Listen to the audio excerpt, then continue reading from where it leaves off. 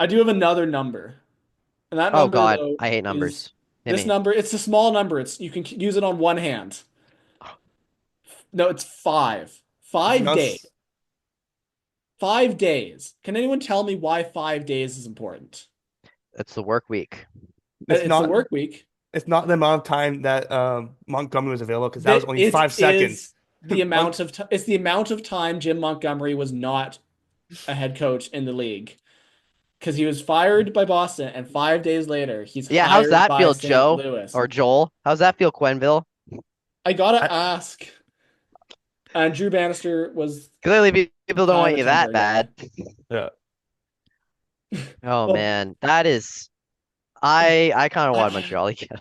I'm wondering. I think every team that's like doesn't have a great coach, so like probably or isn't Yeah, winning, St. probably Louis like just was the first on Yeah. it. 25 If teams this in was NHL and their fans were like probably wanting this guy, and I if was this like, I just speak was wonder is like, French. It's are we just about to, are we coming up on another Bruce Cassidy situation where, like, Bruce Cassidy was fired like 2 seasons after they went to the final or something like that. Like, and then he goes and wins in Vegas. Like, I'm wondering, like, that would be funny, but that are would mean we, that Boston would make it that far, and that's unlikely.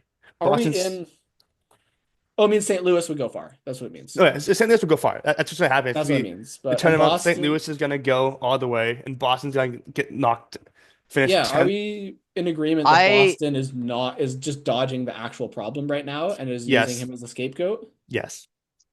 I have a proposition, and I say this as a hopeful hockey fan, because I notably do not like the Boston Bruins, and they play the Canucks tonight at 4, That and makes a fun game. I want the Canucks to beat them so bad that the franchise doesn't recover for a long time because of it. You It seems know, they're no, hear me out. The Bruins are in their panic move area. They're in their they're just doing shit because the fan base is angry and the team they are at It's their most vulnerable state of bad decision making. And if the Canucks can somehow take advantage of this, and let's say they beat them so badly, I don't want, let's say they beat them like 8-1 or something let's say like they that even beat them like let's say they even beat them like 5-2. Like it's not in hugely Boston. bad. No, no, no, no, no, no. I want it to be bloody. Oh, I want it to be, I want it to be bloody as I well. want I it to think get, this I'm just it saying needs to get bad. even if it's not it's super bloody, but it's decisive, I It think it'll needs to be bad. still cause The Canucks problems. need to beat them on the score sheet and physically on the ice, which I think they Sure can would. do actually. oh Like yeah, the I Canucks think lately, I think what one thing I want to add He, on here, Dave, is I agree. I think it'd be even better if DeBrusk gets a hat trick too. yes, yeah, for sure, That 100%. that would be that would be the needle that broke the camel's back because they if let him walk. Sherwood lays an open ice hit on Zadorov to lay him Mhm. out, and then DeBrusque gets a hat trick. But what I'm saying is they're so vulnerable right now that depending on how badly Vancouver beats them, they might just like force them into a panic move that They we might look throw away back on all their in picks and like five prospects. to 10 years as like that like because how this happens all the time with these teams where like they're losing and then they just have to do something so they just do something and then it often It never works explodes in out, their face. right?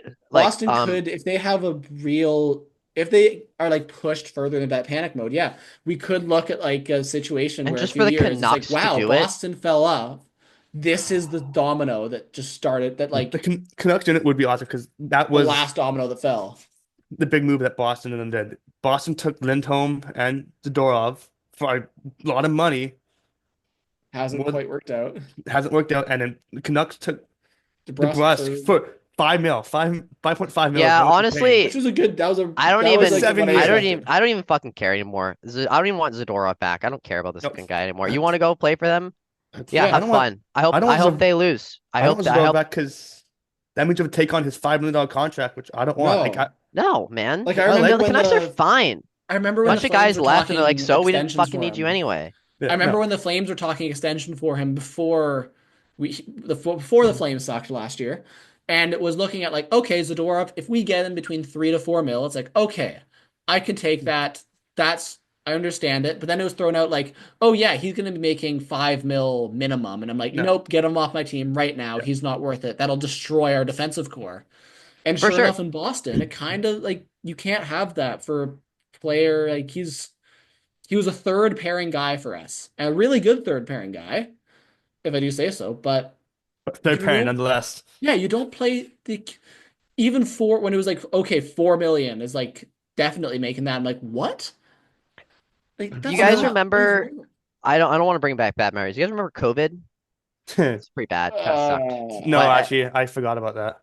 it was I tried to great. block it out, but I COVID incessantly. COVID was the best fucking thing for one specific hockey team, and that was the Montreal Canadiens. For some reason, they were like the COVID. They fucking loved COVID, dude. They got somehow managed to make the playoffs that in the bubble year, and then they went to the fucking final in 2021, even though like everyone was like, how the heck did that happen?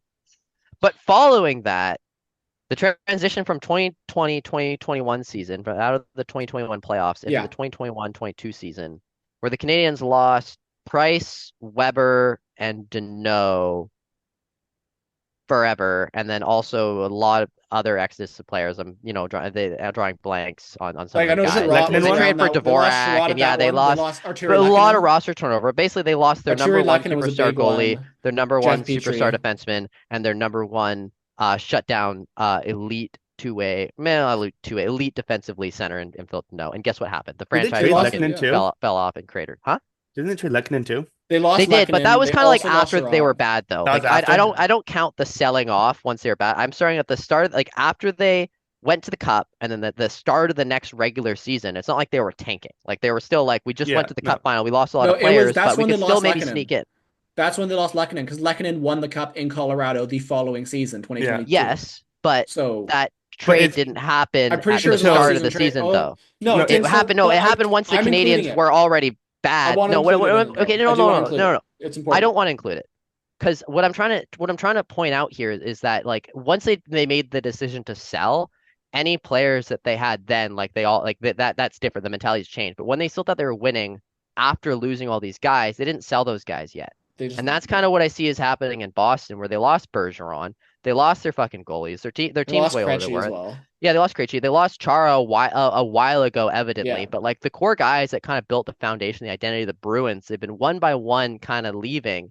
they And then did lose obviously their the top next two man up centers. mentality has been really working in the past years when you still had that kind of guy. But now it's like there's too many guys gone. There's not enough carryover where it's not like the identity of the team that once there, the Big Bad Bruins, they're just not.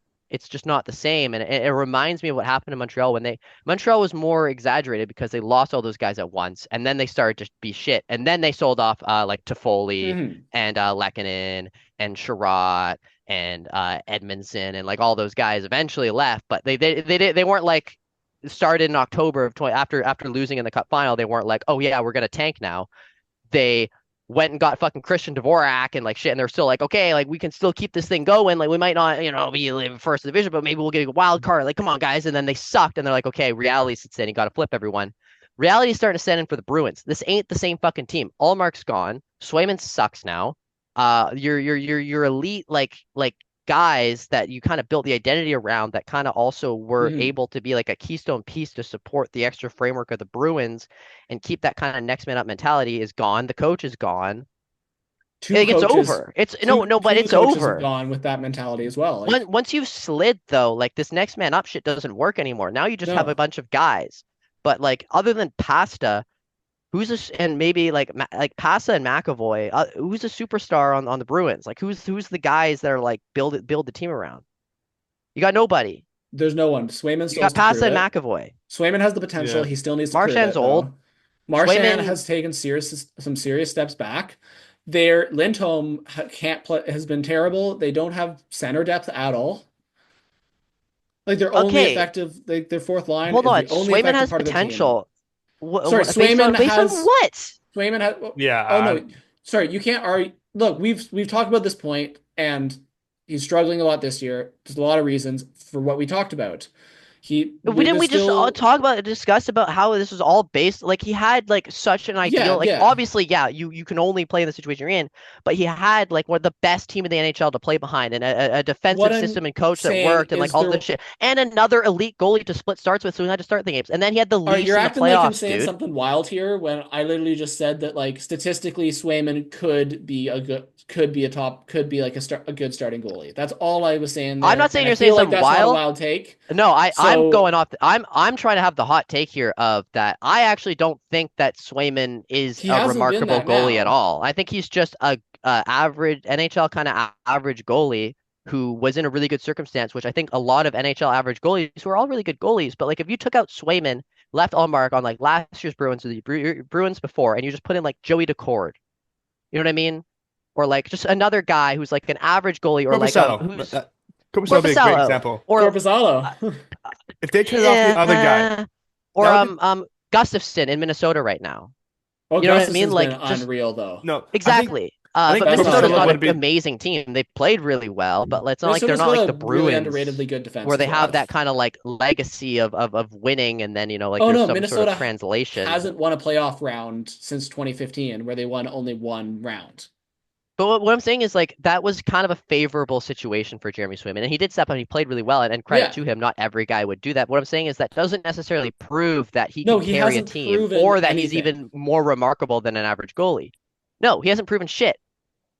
And like we play like, oh, he played well in the play. He played the Leafs, dude. Every single Oh like yeah. how when like name a goalie in like recent history, like since the World Trade Center hasn't been around, that the Leafs haven't made look amazing in the playoffs. Every single goalie they play, they make them look really good. Because why? It's not just because like, oh, the Leafs are cursed, but it's also the fact that the Leafs as a team were always like the way they played those games, high volume of shots, not necessarily high danger Without chances, high danger ones, but the very goalies could safe, just very, very mentally like they don't want to make mistakes. They clutch their sticks tight. Like that's just the mentality of the team. So it's like that's another favorable situation where, yeah, in that playoff series, like I think a lot of goalies are gonna make a lot of saves and look really good just because of how much they're shooting into to the goalie's chest and pads because it's the Leafs, right? That's just part of their identity. I'm not saying that they're a good team or a bad team, but what I'm saying is that the style of hockey they played, or at least have played, especially in the playoffs and their mentality, is conducive to making a goalie kind of look better than they are just because in comparison to how other teams played and like the shot volume and the shot selection and stuff, it's just a different style of hockey. yeah.